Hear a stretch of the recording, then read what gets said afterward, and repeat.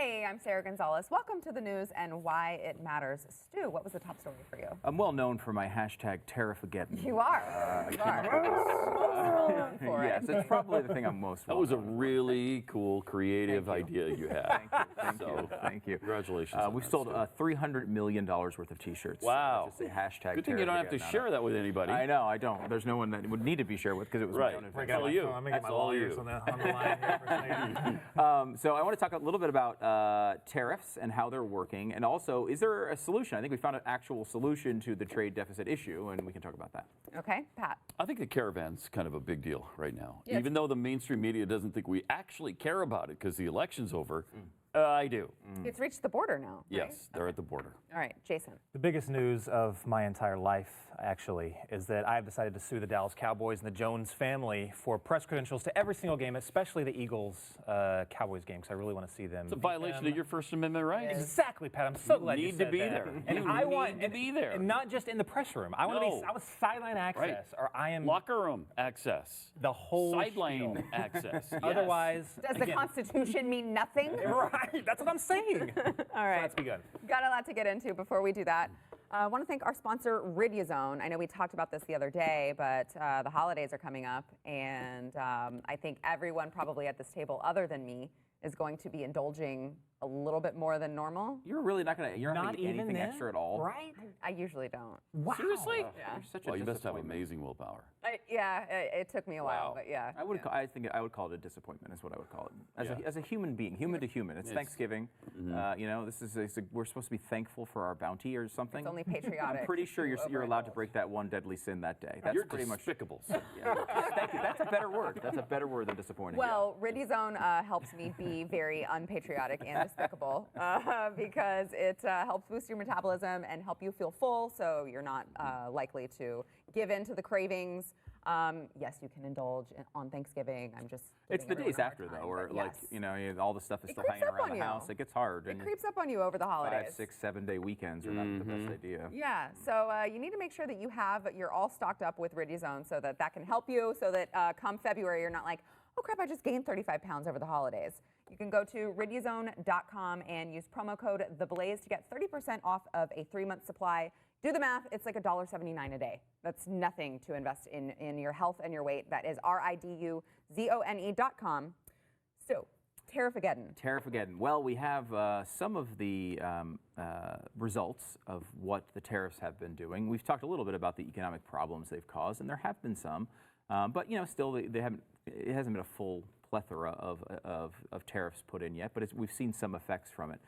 More than that, though, I wanted to look at what Donald Trump's idea was. What was because he wanted to solve a very specific problem, which was our trade deficit. That's why we need the tariffs. It's a trade deficit.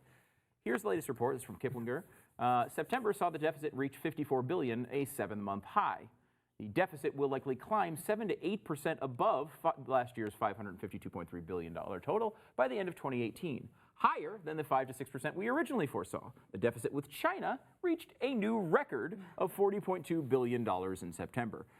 One of the complaints I've had about tariffs, among the many, is that it doesn't even work to fix this problem when it comes to trade deficits, and it is, it fosters all sorts of other issues. However, I think we should look at, if you want to solve this problem, there are ways to do it. In fact, there's really only one way. This has really only happened one time in the last 40, 50 years where we've seen a real change in the trade deficit. And let me show you the chart here. You can kind of see where it's where we're on the. So this would be the trade deficit going down. Like so, we're coming back closer to zero, right? So it starts on the left side of the chart. At a larger deficit, and it goes back up in a really short amount of time. And that's the policy you're going to want to replicate, of course, to get this to happen in a long-term way. You could see it's a huge difference there. Now, if you look at the next chart, you could kind of get a little bit of context. What it is, it happened right around October 2008 is when that happened. Now, I don't know what policy was switched there.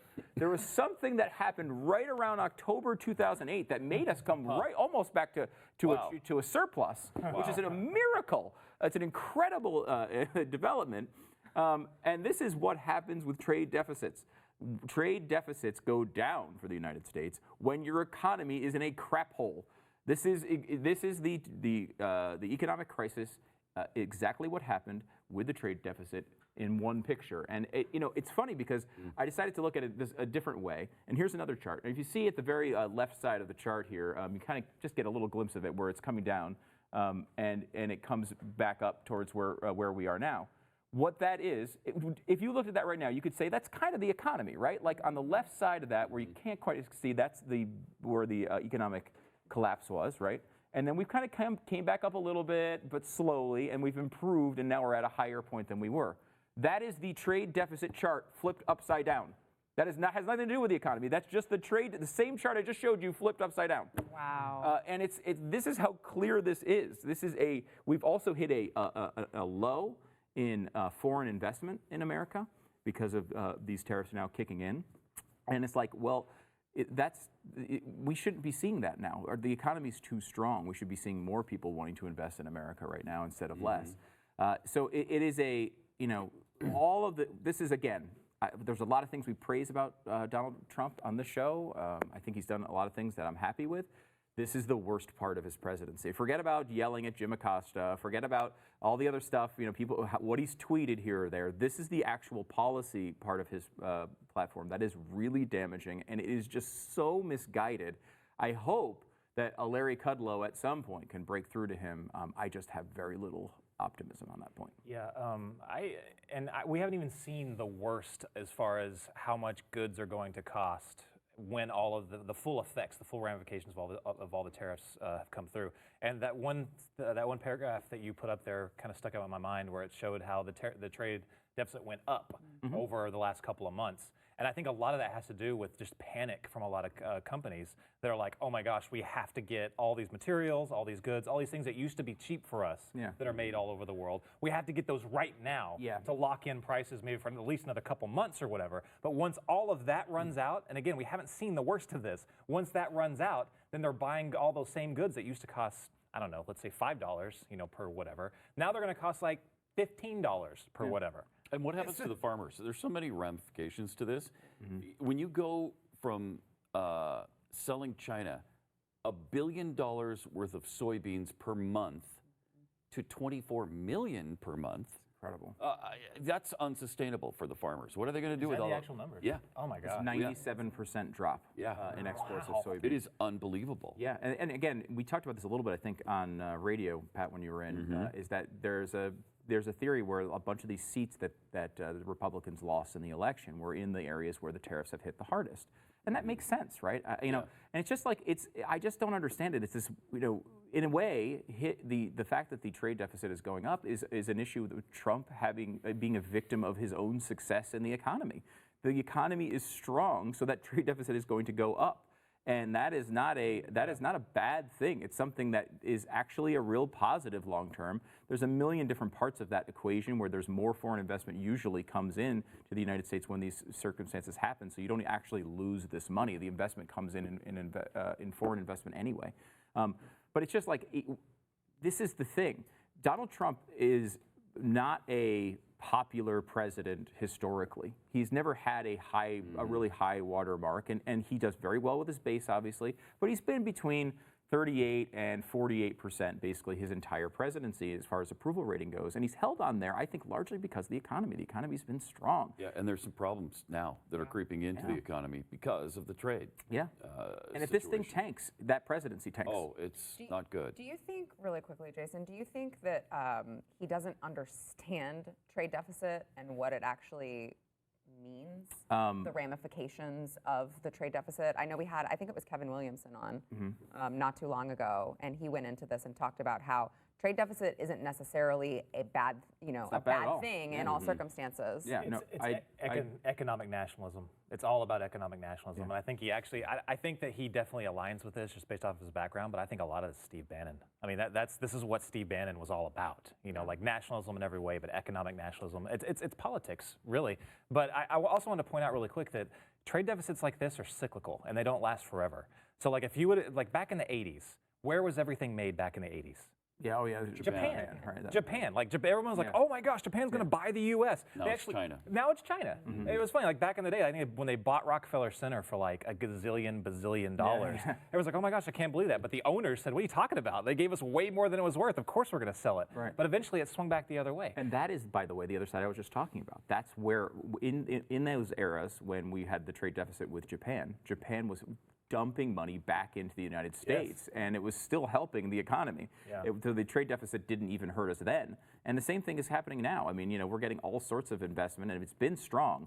The tax plan, I think, would help that. The tariffs are hurting it, and we're seeing this sort of those two things war against each other. And this is what happens with developing economies. Economies that are developing, they can afford to pay their workers basically nothing and just push out tons and tons and tons of products at low prices. That's what China's doing. It's not going to last forever. People are talking about this economic behemoth of China is not going to last forever. Wages are already increasing, and you're already hearing manufacturing places being shipped off to places like Vietnam. Even places like Mexico. Like, I would not be surprised if Mexico is the next China at some point, because they're going to eventually, a lot of manufacturing, if they can fix their cartel problem, their crime problem. Yeah. But eventually China will go the way of Japan. It'll be a developed economy. And you still have India and Bangladesh and so many others that are going to compete that you can do things even cheaper. And to your question, does Donald Trump understand this? It's an interesting one. I legitimately do not think he understands how these things work correctly. So, like, I would say Alexandria Ocasio-Cortez, it's not that she doesn't understand what the argument is against a $20 minimum wage, right? I'm sure she maybe she's not a great example. Bernie Sanders. Let me go with Bernie. Yeah, that's better. So Bernie Sanders, it's not like he doesn't understand that, well, what about these companies? He just believes what I think is the completely wrong viewpoint on that. And, and I think that's where Trump is. It's the one thing he really believes. Again, reference anyone who happened to read the Bob Woodward book or is thinking about reading the Bob Woodward book. It didn't make a big difference, obviously, in the world, but about a quarter of it is Gary Cohn and others in the administration who come from a more free market background than Trump, trying to convince him to not do the tariff stuff. And if you read these arguments, I don't see how you could possibly disagree unless you're just ideologically locked in cement on that issue. And I don't think anyone is going to talk him out of that. That's the one thing I think he believes. If this doesn't work, he'll jack him up higher, and he'll keep jacking him up. Yep. And then he'll blame that I didn't have him high enough, and they stopped me too much. And he'll come up with a reason because that is it's central to his worldview. And it's damaging. I don't know who could break through with him on that. The only thing is if the economy really collapsed, maybe he would think about changing it. But I don't know. By that point, it may be too late. Yeah, maybe too late. Yeah. All right. I want to get into the rest of the topics, but let's take a quick break. Back in a minute. So it's hashtag Tarifageddon is the place to go. You'll see all the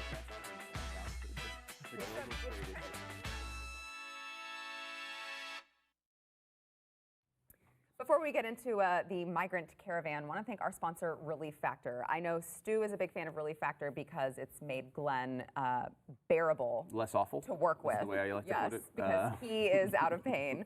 I also use it. I was in a car accident several years ago, and I have these protruding and herniated discs in my spine, which is not comfortable, as you can imagine. So I started using it when I started working here. I noticed a difference as well. Jason, I think you've used it as well. Yeah, I couldn't run anymore after the Marine Corps.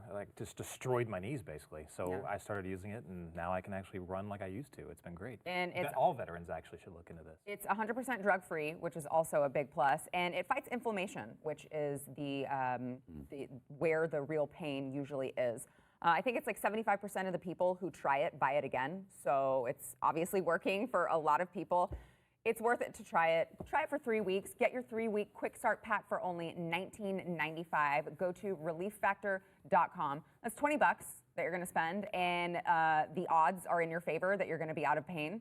It's really worth your time. Relieffactor.com. I started taking it. I can play tuba now. I can play the tuba. Finally. Yeah, You've always wanted to play the tuba. I've always wanted to, and then all of a sudden, that's great. It's life-changing. Yeah, it's incredible. Thank you for your story, Pat. I mean, lip pain is usually something. It had nothing to do with lip pain. I don't know what. It just kicked in, and I had that knowledge after taking Relief Factor. It wasn't like carrying the tuba. You say you actually learned how to play the tuba. Right. I could just play the tuba for some reason afterward. It is really a miracle pill. Relieffactor.com. Pat, the migrant caravan. Yes, the migrant caravan. We like to call it a funvasion. Because invasion is so awful and horrible and racist and xenophobic. I love when you come on the show.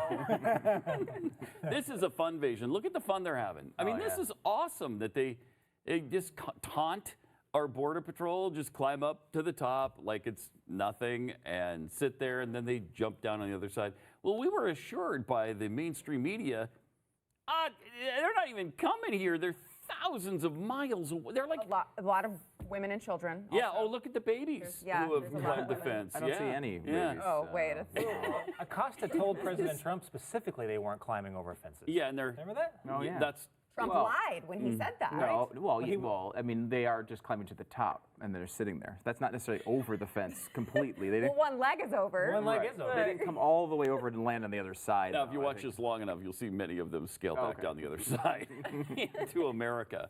But we're supposed to be okay with all this. So that's just the first arrival that happened, Monday or Tuesday, of 400 people. And they arrived by bus, by the way. They were not on foot. And now there is just arriving in Tijuana, another, which is right, like next to San Diego. There's another 922 more buses, and they're arriving. And then there's 3 more caravans behind them. And I guess all of this is supposed to be okay. We're not supposed to say anything. We're not supposed to ask any questions. It was interesting, too, because many of the migrants were at a neighborhood in Tijuana, and the residents were throwing rocks at them and telling them to go back to their own country. Wow. Now, if that was Americans doing that to these migrants, that would lead every newscast, every single newscast for weeks, months. We'd be talking about how awful we are. That's been one of my biggest issues with how they're saying that just because we don't want illegal immigrants to cross into the country that we're somehow racist or xenophobic, because Mexico has a far larger problem in this than we do. And I pointed this out before, but their annual numbers of deportations far Well, that's because they're not afraid to do it. Yeah. right. They just deport you or put you in jail. I've Just been like pretty much every other country Yes. ever. Yes, except Not us. just you Mexico. do. Yeah. Man, that's and they're what you never do. criticized for being racist or xenophobic. No, never. It's just Never. It's interesting, too, to see the way the media has handled this in that what they've latched onto is the idea that it was just an election issue. The Republicans don't actually care about the migrant caravan. And so the 2 ways they've expressed this, there's a viral sort of tweet and Facebook post going around that shows how many times Trump tweeted about the migrant caravan in the lead up to the election and how much since. And so it was much more beforehand and much less afterwards. There's another thing, I think it was CNN, went through all the transcripts of Fox News to show that they said the word caravan like 700 times before the election and only 100 times since the election. Oh my gosh. And it's like, well, first of all, part of this is chicken and egg, right? Like when Trump tweets about something, that's all the news can talk about. I bet you the same thing plays out with CNN's coverage. I would love to go through their transcripts. I bet you'd see the same thing. They were talking about it all the time too because Trump was talking about it and they were saying how it wasn't bad. And now that it's not an issue, supposedly. well, and it was breaking news at the time. And it was breaking news. It was being formed gathering. right then. Yes. Although I will say, like, it is here. Right? You know, these things are actually arriving. It is a big issue. It's not something we should let go. The problem with that, if there's a problem with what they're talking about, it's the problem of the media reacting to Trump's tweets. That's the problem. The issue is still there. It's still serious. I'm still concerned about it. I know you guys are all still concerned about it as well. We have to figure out a way to deal I'm with not it. because I'm not a racist. Oh, that's right. That's right. Of course. Of course. That's true. I say everybody who's not concerned with it, invite 10 of them into your home. Yeah. You just sponsor some of these migrants and bring them into your house and don't ask any questions about who they are, what they're doing here, or what they can do at your house to help around the house. None of those questions can be asked. Just let them in. Great opportunity for Thanksgiving. Great opportunity. Right? Yes. This video kind of cracks me up too. Is that a park? There's like little pull-up bars and all that stuff? Yeah, there is a park. What a perfect setting for a pull-up bar right next to the border Yeah, you wall. can train, get ready. I like that too. I will say this, just a recommendation to all of our friends in Central America. Learn to swim. You can swim right around the fence. You don't have to climb over it. It's Just maybe, swim what, right around 50 it. yards It's not out? far at It's all. not far. You could hang onto the fence the whole way. You don't have to swim. You're going to get a little wet. But that's about it. Like, that's actually like much And easier. some of them are, as we see there. This is like some of them got the idea eventually and did go around the fence. Also, going off what you said, yeah, not only just invite them into your house, but move down, move your house to the border. I've actually been down there before, and it is scary. A lot of the people, you drive around some of these houses, and a lot of people have signs up, saying, if you do cross into my property, you will be shot. I mean, and that's not just some crazy guy. This is like someone protecting his family because they've had the stuff stolen out of their family. Yeah, they've been living with it. Yeah, they live with that. Now imagine, like, you don't want anybody to do this, do anything about this. You want to continue to allow the border to be open and for people to just cross over at will.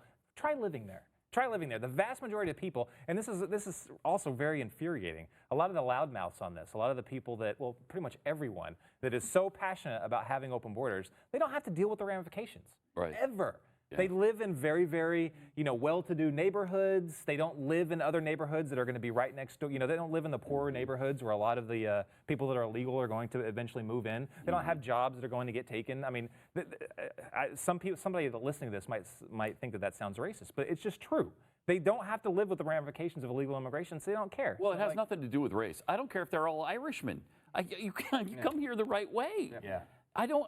It's not about race. Yeah, your first step in the country should not be your first crime in the country. Right. And that's not a good way of handling immigration. And to continually say that all of these people are completely wonderful, brilliant, family people is ludicrous. Some of them are like any group of 8,000 people. Right. Some of them are going to be bad apples. Yes, they're not immune to having Right. some criminals within their ranks. The answer to this is obviously just some kind of immigration reform. It is ridiculous what it takes to actually become a citizen of the United States, especially if you come from South America. My wife's family is all from Mexico. My father just... We should streamline. Yes, my father-in-law just passed away a few months ago, pretty much because he worked himself to death. And I felt so sorry for him because he did it the right way. He spent thousands and thousands and thousands of dollars getting the lawyers, all that stuff to get it done. He spent like over 10 years with a green card working that you have to do to actually become a citizen. Where was he from? He was from Mexico. Okay. So I mean, he did it the right way, and it literally killed him to do it. I'm like, it should not be this hard. Yeah. It really shouldn't. No. Have we seen any poll numbers or anything on members of the Hispanic community in the United States and how they feel about this issue? Because I mean, as the resident Hispanic here, I mean, my grandparents migrated here. One was from Spain, one was from Mexico. And I feel like, there are members of my family who they don't like this. They don't want to see this happening because they're like, we worked so hard. My wife's family's the same. Okay. Yep. So there are out there. I just wondered if you guys have seen any kind of polling numbers on how they feel. Because to me, it's a slap in the face. Yeah, and I would take that the same way. Of course, there's obviously a divide there, and certainly the Democrats. It seems like both sides believe the way to win Hispanic voters is to pander to them being able to come here illegally. But we've talked about this forever, Pat, going back to the Pat and Stu days. If the Republican Party would instead embrace a better process for legal immigration and praise it and say how important it is to our society, it is, and make that easier, and you still have a screening process, all of that, but still enforcing our borders, that combination is a winning combination. I think most Americans believe in that combination of policies. We could learn a lot of lessons from the LGBTQIA to Quiltbag Plus group. They didn't harp on being against traditional marriage. They harped on we want to have the opportunity to have same-sex marriage, and they won. If we would have been the same, if we would have promoted the positive instead of accentuate the negative, we would have won this argument a long time ago. Yeah, great point. All right, back in a minute.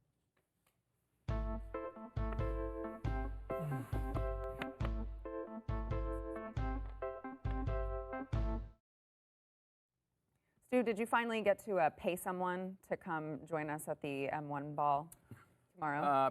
No, we did not. Actually, we tried to give away the tickets, and the last person, it was actually really cool. The last person was working at a food bank, and so could not come, or food pantry, and so could not come. She was working. That's dedication. That's awesome. That's and really great. So instead of paying whatever $5,000 it was to fly her down here and put her up in hotels, Glenn donated the $5,000 to her food pantry. Oh, nice. Yeah, it was actually really cool. Oh, good. It was much better than a stupid day with us because it would it'd do much more good. Well, and that's what the first two people thought too, right? Yes, What they were doing was way better than hanging. Well, one of them was a mean, Hawaii vacation. I was like, Hawaii. yeah, I kind of agree, Yeah. honestly.